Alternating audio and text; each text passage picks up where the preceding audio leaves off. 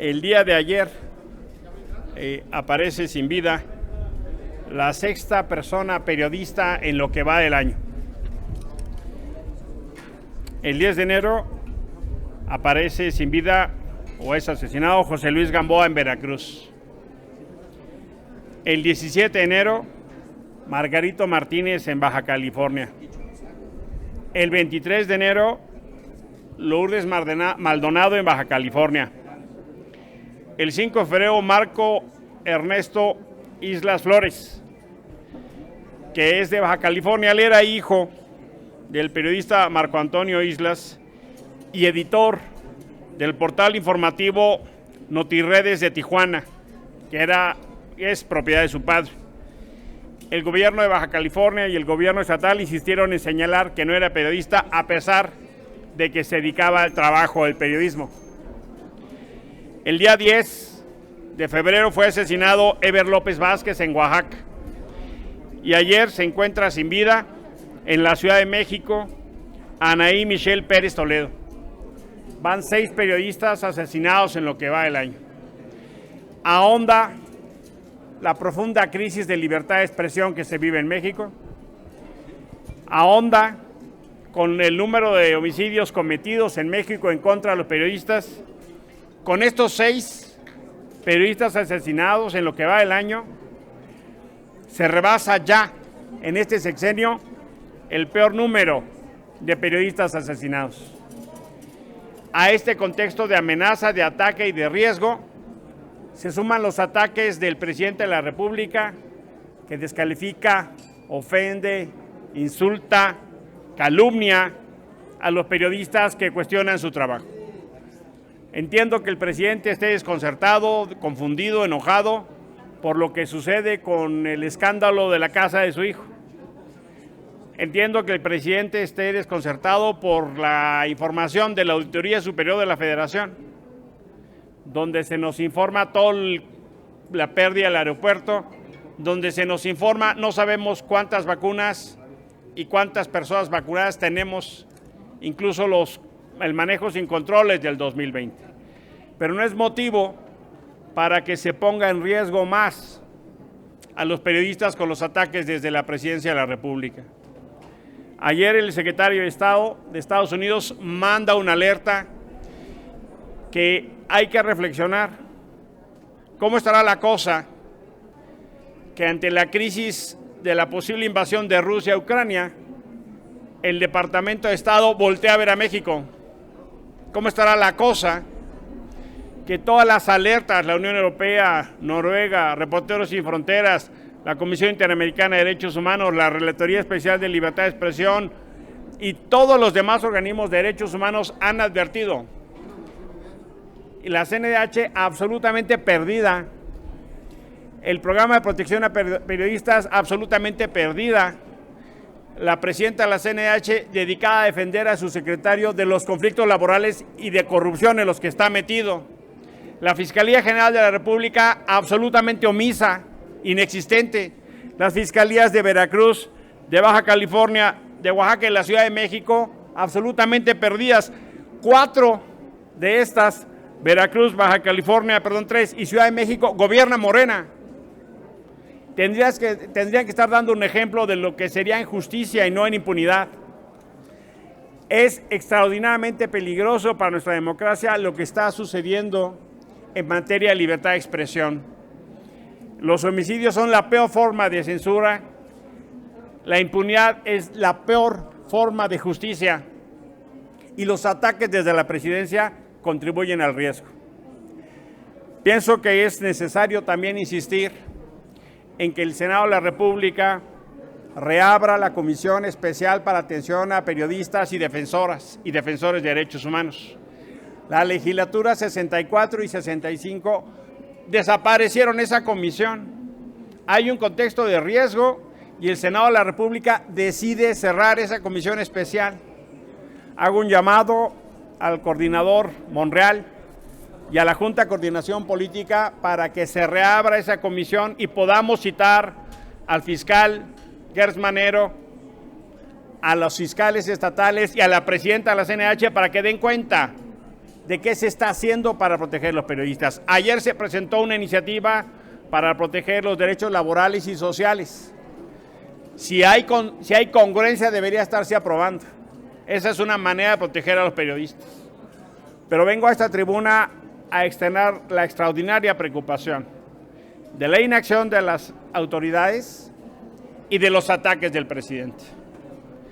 No podemos normalizar los ataques que desde la mañanera se hacen, las calumnias, porque eso significa poner en más riesgo a las personas periodistas. Queremos advertir de la necesidad de que las instituciones hagan su trabajo y de que el presidente atienda los temas que le preocupan. Entiendo que esté molesto con el tema del hijo y la cuenta pública, pero no será atacando a la prensa como eso se va a evitar. Mejor que ponga control en casa y en su gobierno. Por su atención, muchísimas gracias. Si nos permite, senador, le pregunta Gerardo Cedillo de Enfoque Noticias. Senador, yo te voy a cambiar el tema. Digo, ya nos quedó claro el otro asunto, pero te quisiera preguntar sobre la situación que priva con el tema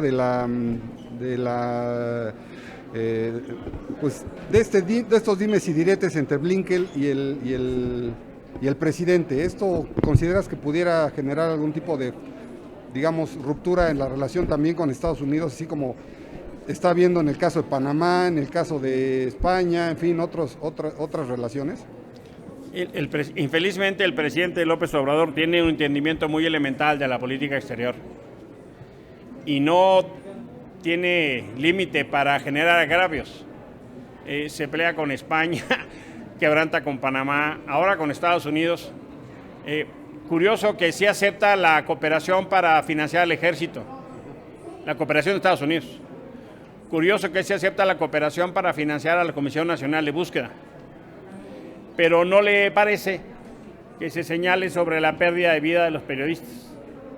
Mal hace el presidente en confundir el término de relación con el secretario de Estado de Estados Unidos. Creo que lo que toca es encabezar la indignación. A mí me parece parte de una estrategia de querer distraer. Son, en mi opinión, bolas de humo, escándalos que hace el presidente para distraer tanto el escándalo de su familia como el escándalo de la cuenta pública, honestamente. Y ahondando con esto, lo de Saldívar, ¿qué opinión tienes de que después de tantos años venga a revelar una supuesta presión del presidente en su momento Calderón, después de tantos años, y además que, bueno, pues va a involucrar a un montón de personas, incluida la presidenta del Senado, que era en ese momento ministra de la Corte? Debería haberlo dicho antes. A mí me preocupa la empatía, cercanía y sincronía que tiene el presidente de la Corte con este gobierno. Parece nada sincronizado, ¿no? De las bolas de humo. Si hay elementos que investiguen. Él es el presidente de la Corte, no es un periodista, no es un investigador. Él pudiera tener facultades para hacer algo en materia de justicia. Que ejerza sus facultades, no que litigue en medios. Verónica Macías, del Heraldo Televisión. Gracias. Buenos días, senador. Para que nos haga una pequeña evaluación de este mecanismo de protección a personas defensoras de derechos humanos y periodistas. Es decir, tiene el mayor presupuesto en su historia desde su creación y parece que ha sido ineficaz. Esa es la primera. Y la segunda, ¿qué tendría que contener esta ley que pretenden crear desde la Secretaría de Gobernación, esta Ley General de Protección a Periodistas y Defensores de Derechos Humanos? El mecanismo diseñado por ley para la protección de personas periodistas y defensoras pasa por su peor momento. Están asesinando a periodistas y a defensores con medidas de protección. Está absolutamente rebasado y reventado. Creo que el mecanismo tendría que pasar por una reestructuración, entre otras cosas, entender que el primer mecanismo para proteger a los periodistas es la justicia y a las personas defensores. México, junto con Brasil, son los primeros países defensores del ambiente asesinados.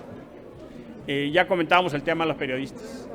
Yo pienso que este mecanismo es parte de las entidades que está viendo el austericidio. Conozco quienes han estado en medidas de protección, yo mismo tuve medidas de protección y la respuesta esencialmente es mala, es tardía y es deficiente. El mecanismo fue hecho como un mecanismo de protección. Tendría que articular a todas las entidades del Estado y eso no pasa.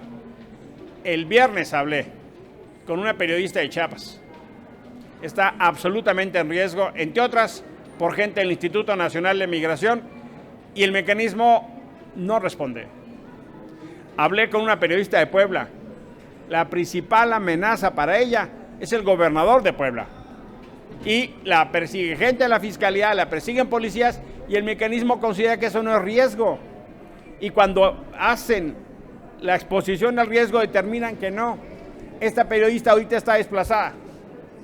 El mecanismo está traicionando el sentido para lo que se hizo la ley.